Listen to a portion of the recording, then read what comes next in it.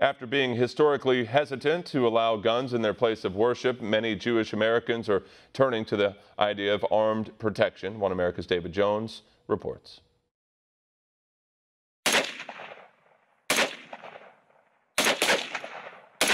This is Harev Gidon, an Israeli tactical defense academy found in northeast Pennsylvania. Just days after the deadliest anti-Semitic attack in modern U.S. history, the academy is seeing a spike in attendance, its highest in the 6 years since it opened. Following the shooting in Pittsburgh, which left 11 people dead, Academy Director Yonatan Stern said demand for firearms training has never been higher, especially among Jewish Americans. I feel that I am empowering regular Jewish Americans to be able to defend themselves and overcome that fear.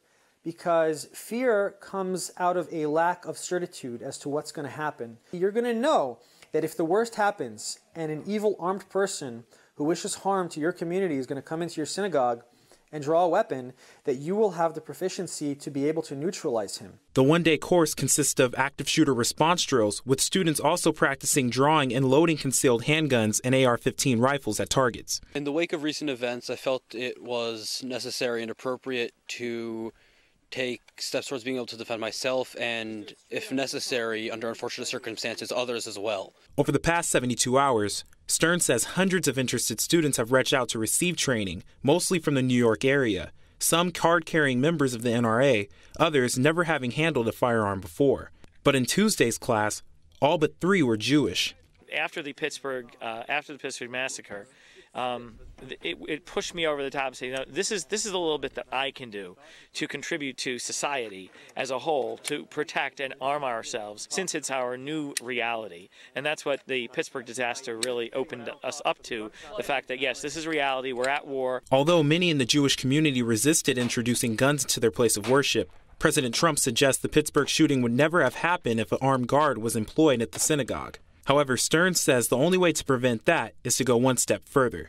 When I see Jews who are proudly Jewish, sporting yarmulkes and tzitzit, which is four-cornered garments, and skull caps and beards, when I see them training with firearms, it really touches my heart. It gives me hope, because I realize that these people are going to be going out to their synagogues and they're going to be that first line of defense.